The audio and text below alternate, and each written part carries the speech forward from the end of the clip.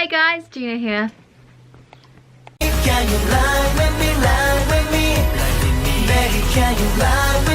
Today I'm going to be sharing with you my favorite Asian pop albums of 2018. So this includes the whole year, and I have included some albums that are from 2017, but I really listened to them more in 2018. And this is a personal list. It's not based off any chart or anything. This is songs, no, these are albums that I personally really enjoyed and listened to a lot. And just a fair warning, there's a lot of J-pop albums in here because, to be honest, J-pop albums are the ones I listen to the most, and also because I use Spotify, albums that are on Spotify also I listen to quite a lot because it's just easier to have all my songs on one platform rather than having to go from one platform to the other. So yes, I hope you enjoy these albums and that you give them a listen as well, because I think there's some really good songs and hidden gems that you guys would also really like. So without further ado, let's get straight into it.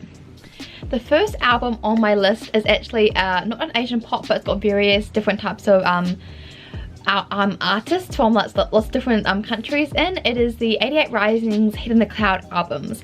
Now this album has so many good Asian pop artists in it. It's got Joji, well I mean these guys are not really Asian pop artists, but they're like Asian artists who do like, not pop, but like a lot of type of music, so I kind of included it in here because it's an amazing album.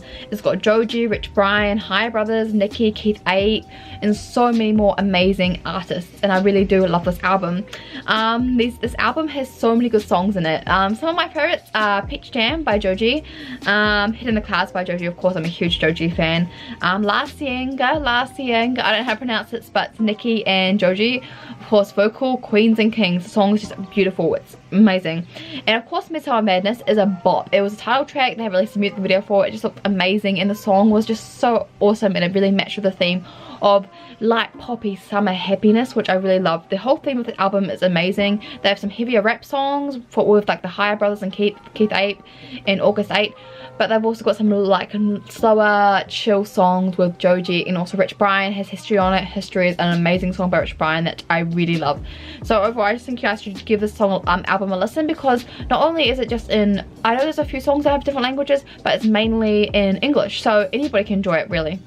Next up is a J-pop album. Of course, second album, a J-pop album. It is Dice's Bet album. Now this album was released later 2018, so I haven't listened to it as much as the other albums on this list, but I still really love it. It has title tracks such as Fake Show and Tonikaku Hey on it, which are just amazing songs, which I think really do fit well on this album.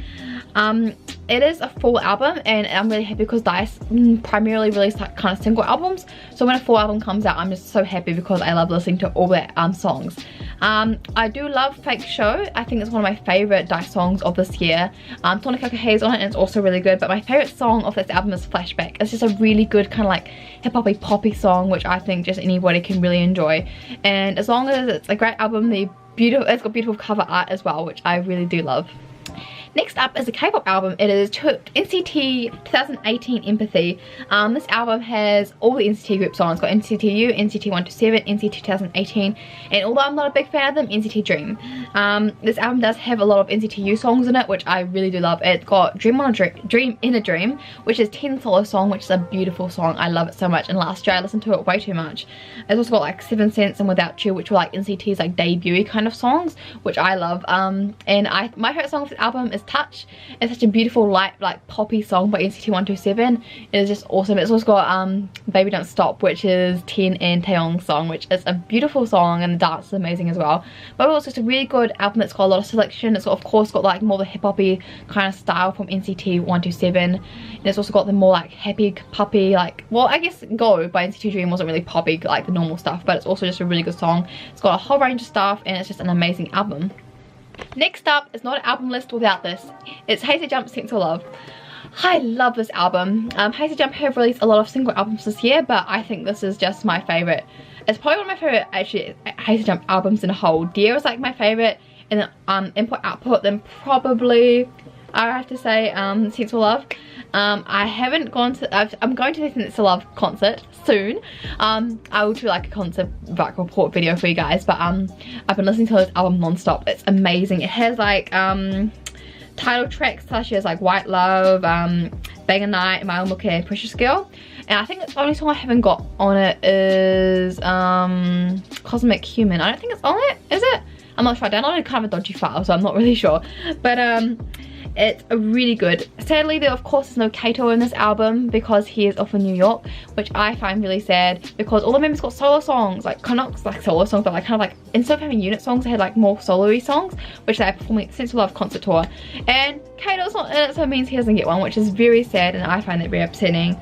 Although it's got all the like amazing title tracks, my favorite song off the album is actually Jealous Guy.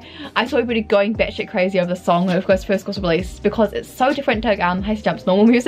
It's like hip-hoppy, grungy, and I saw a little bit of a clip for Jealous Guy from the concert, and it looks amazing. I'm so excited for it. But overall, I think this is a really good album, and it really does, Hasty Jump really do explore with their different type of styles and genres in this album. Next up is the Q-pop album. I find it quite hard to find Q-pop albums, well, for me at least, because many groups I don't think actually release albums, they just release songs and music videos. I might be wrong here because I don't speak much Kazakh, but I haven't really seen many albums from Q-pop groups.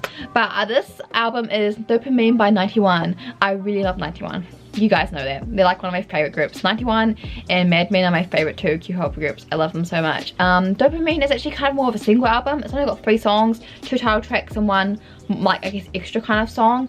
I really love it. I really love E Year. E Year is like one of my favorite songs by 91. I love the music video as well. It's just so pastel and beautiful. But I think this is kind of a safe album for 91, but nonetheless I've been listening to it quite a lot, and all I need is just amazing. I love it. It's kind of got a V91 feel, you know, it's really grungy. It's got like different genres within the one song. Next up is JP the Wavy's Wavy Tape. Now this is the album that actually got released in 2017, but I really listened to it more in 2018 than I did in 2017. JP the Wavy is one of my favorite Japanese rappers. I think he's really amazing. Most Japanese rappers have this kind of like tang in their voice. It's kind of hard to explain, but if you listen to a lot of Japanese rap, you know what I mean. But he's just so different. I really love his music, and he blew up with Cho Wavy de Gomenne, which is an amazing song. I love it so much. I love the version with Salu more than his version. I'm sorry, but like I think it's amazing. My favorite song from this album is actually Hell Yeah. I think that's a really cool song. It's not just heavy rap, it's more like a chilly kind of like R&B kind of hip hop song, which I really do love and enjoy. Next up is the King of Concepts. It's Vixx with Vixx. I'm probably pronouncing it wrong, I'm sorry. This is my favorite K-pop album of 2018. I love it so much. It's such a good album. It has like the title tracks such as like Scene Test and Shangri-La in it, and I just love it so much. Vixx are so good at concepts. Like even the whole album has a concept, which is amazing because not many groups can pull it off. Personally, my favorite song off this album is Trigger and Odd Sense. Trigger's such an amazing song. It's actually probably my favorite Vixx song of them all. Of course Vixx are my favorite group, so I may be a little bit biased because they are tied for like my favorite K-pop group, but I just absolutely love this album. I adore it. They've got such a big range of different music, and I really hope Vixx release more albums like this in the future. Next album is Suyobi no Campanella, or Wednesday Campanella's Galapagos. Oh, I don't know how to pronounce it. It's up here for you guys to see.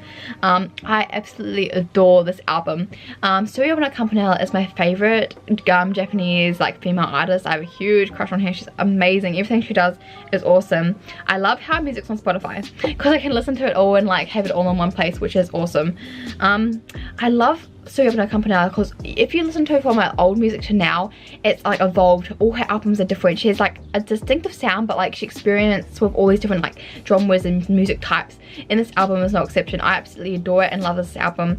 It has like a title tracks like Melos in it, which is an amazing song, beautiful music video. I really do suggest you check it out if you don't, because it's a beautiful gateway song to Suyobi no Campanella. But my favorite song of the album is Picasso. It's a beautiful song. It's so slow and just really Suyobi no Campanella and also The Baby Princess is an amazing song.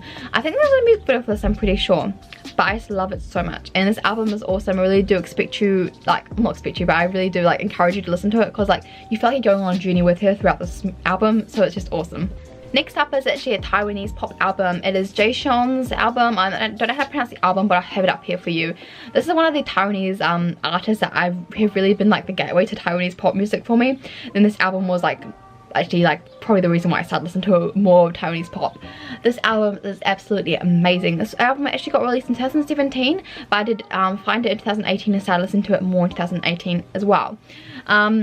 This song is just full of, this album is full of bops. He can do rap songs to like pop songs to ballads, and all of them sound absolutely amazing. My favorite song of this album, I don't know how to pronounce it actually, so I'll put a screenshot up here of my favorite song, but I really do suggest you check it out, and because it's on Spotify it's quite easy to listen to for foreigners. The last album on this list is actually a single album. It is Kanjani 8's Kokoni album. Now this is a single album like I previously mentioned, and it's the first album without Shibutani, which is so sad, but I think Kanjani did so well for themselves, and the music they chose for this album really suits their kind of style of voices without Subaru. It's an amazing album. Kokoni is such a good song. I believe that they read it with Wanima or something. Wanima had something to do with the album, which is amazing because you can actually really tell the kind of rocky feeling of them in the music, which I love. One of my favorite songs with Kokoni, because Kokoni is my favorite song, but my other favorite song of the album is All You Need Is Love. I think it's just a really cute, happy, poppy song, which is really nice from Kanjani. Even though I do prefer more of their like rocky music rather than poppy music, I just really do appreciate this song. I think it's so cute and amazing, and I really do, I'm cheering them on and really hope that Kanjani get like more love, even though one of the members have left. Those are my favourite Asian pop albums of 2018. I hope you guys enjoyed my selection. Now, I know I probably missed out on quite a few albums. I didn't listen to any V-pop albums on this list because although like I've been listening to a lot of V-pop music, it's primarily like solo songs, not albums, because I couldn't really find any groups that I like who have released albums. They've released single albums which have like 1 or 2 songs in them, but like not full albums. I know sometimes MTP released an album last year, but that was last year, and I listened to it last year, not so much this year. But please do leave your favourite albums of this year in the comments below, because I really would love to listen to them and broaden my music like horizons and spectrums. But I hope you enjoyed it and you listened to some of the albums I mentioned here, because they're all amazing albums that deserve a lot of love. Anyway, thank you much for watching. I'll see you next time. Bye.